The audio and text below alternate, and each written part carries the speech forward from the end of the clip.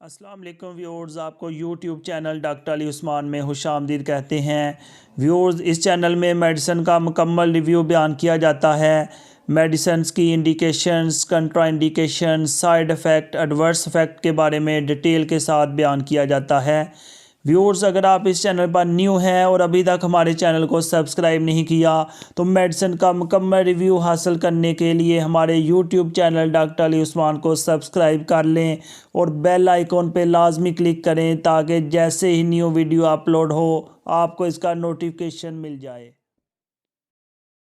Viewers, आज हम जिस टॉपिक के बारे में डिस्कस करेंगे वो है ख़वातीन का बांझपन, जिसको हम इनफर्टिलिटी भी बोलते हैं।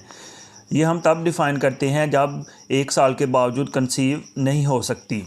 कपल 1 साल जो है इकट्ठे गुजारता है और उसके बावजूद प्रेगनेंसी नहीं हो पाती, तो इसको हम इनफर्टिलिटी बोलते हैं। इसके अलावा एक दूसरी काज भी होती है इनफर्टिलिटी की, जिसको हम अनएक्सप्लेन्ड इनफर्टिलिटी बोलते हैं। उसमें ये होता है कि सारे टेस्ट नॉर्मल होते हैं लेकिन उसके बावजूद भी कंसीव नहीं हो सकता। प्रेगनेंसी होने के लिए 3 बातों का होना बहुत ज़रूरी है। नंबर 1, मर्द का जरासीम एक्टिव हो और उसकी स्पीड अच्छी हो, यानी फिजियोलॉजी और उसका फंक्शन बहुत अच्छा हो। नंबर 2 पे औरत का एग बना हो, मैच्योर हो और रास्ता इंटैक्ट हो, ट्यूब्स खुली हों, यानी कि उसके रास्ते में कोई रुकावट ना हो कि स्पर्म आसानी से गुजर सके। तीसरे नंबर पे स्पर्म और एग मिल जाएं। अगर इन तीनों में से किसी एक में प्रॉब्लम हो तो प्रेगनेंसी नहीं होती, इसलिए तीनों का होना बहुत ज़रूरी है। मर्द के जरासीम का, औरत के एग का, इनकी शेप, क्वालिटी, मैच्योरिटी अच्छी हो और ये आपस में मिलें, इनके रास्ते में कोई रुकावट ना हो। नॉर्मली 2-3 साल बाद या 2-3 साल में 70 से 80% जो कपल हैं वो कंसीव कर जाते हैं। अनएक्सप्लेन्ड अनफर्टिलिटी में जो फैक्टर्स होते हैं वो 25% मर्दाना फैक्टर होते हैं और 25% जनाना फैक्टर्स होते हैं। बाकी 25% दोनों में प्रॉब्लम होता है और 25% जो है वो अनएक्सप्लेन्ड इनफर्टिलिटी होती है कि उनका अभी तक पता नहीं चल सका। तो इसके लिए जो टेस्ट होते हैं वो होता है सीमेन टेस्ट, लेकिन बाज़ इसकी क्वालिटी इतनी अच्छी नहीं होती और बाज़ एग्स की क्वालिटी इतनी अच्छी नहीं होती कि सीमेन यानी स्पर्म्स और एग्स बन रहे होते हैं लेकिन उनकी क्वालिटी इतनी अच्छी नहीं होती। इसके बाद वो ख़वातीन, वो फ़ीमेल्स जिनकी एज 35 से ज़्यादा होती है, उनमें एग्स की क्वालिटी भी इतनी अच्छी नहीं होती, क्योंकि जैसे जैसे एज बढ़ती है एग्स की क्वालिटी कम होती जाती है। बाज़ का ट्यूब्स में इन्फेक्शन होता है कि स्पर्म नहीं गुजर सकती। यूट्रस, बच्चादानी या ओवरी, वहाँ रास्ते में कोई रुकावट होती है जिसकी वजह से स्पर्म वहाँ तक नहीं पहुँच सकता और ख़त्म हो जाता है। या फिर खून बच्चादानी और ट्यूब्स में रुक जाता है जिसकी वजह से स्पर्म्स और एग के गुजरने में रुकावट पैदा होती है। इसको हम एंडोमेट्रियोसिस बोलते हैं। इसके बाद जेनेटिक फैक्टर्स भी हो सकते हैं जिसकी वजह से हमल नहीं ठहर सकता।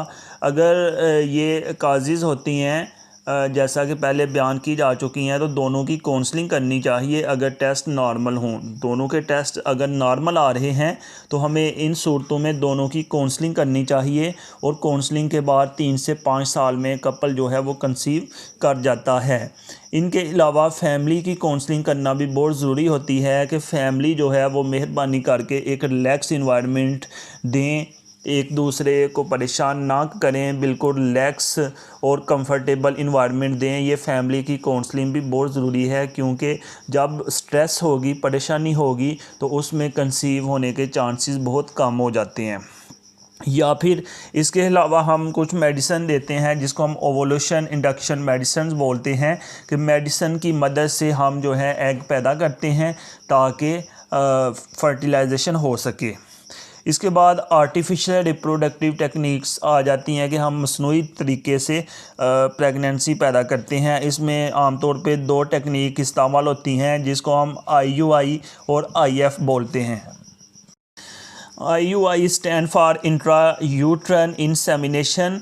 इसमें ये होता है कि 3 साइकिल्स अगर चल रहे हैं और 3 साइकिल्स के बाद प्रेगनेंसी नहीं होती, ट्रीटमेंट करने के बावजूद 3 साइकिल्स तक प्रेगनेंसी नहीं होती, तो IUI हम मज़ीद जो है इसको कैरी नहीं कर सकते और उसके बाद हम IVF रिकमेंड करते हैं।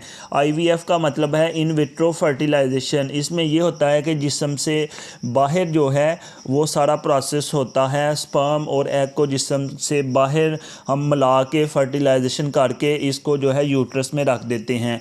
लेकिन जो पहले मेथड बताया गया है IUI, उसमें ये होता है कि स्पर्म को यूट्रस या बच्चादानी में दाल किया जाता है। इससे जो है प्रेगनेंसी के चांस 15 से 20% बढ़ जाते हैं, जबकि IVF से प्रेगनेंसी के चांस 45 से 47 तक बढ़ जाते हैं। लेकिन यहाँ पे याद रखें, इनफर्टिलिटी आजकल एक आम काज है पाकिस्तान में और दूसरे कंट्रीज़ में। कभी भी इसके इलाज के लिए आप क्वैक्स के पास ना जाएं, क्योंकि जब आप क्वैक्स के पास जाएंगे तो उन्हें पता नहीं होता, वो उल्टी सीधी मेडिसिन देकर मज़ीद प्रॉब्लम जो है क्रिएट कर देते हैं। तो इनसे बचना चाहिए। अगर इस तरह का कोई भी प्रॉब्लम होता है तो स्पेशलिस्ट डॉक्टर को चेकअप करवाएं, ताकि जो प्रॉब्लम आ रही है उसको रूल आउट करवाया जाए और प्रॉब्लम को मज़ीद बिगड़ने से बचाया जाए। तो इसका ट्रीटमेंट अच्छी तरह से हो सकता है, बशर्त ये कि आप क्वैक्स के पास ना जाएं, नीम हकीम जो होते हैं, अताई जो हैं, उनके पास ना जाएं, किसी स्पेशलिस्ट डॉक्टर से कंसल्ट करें, तो इंशाल्लाह ये प्रॉब्लम आपका ठीक हो जाएगा।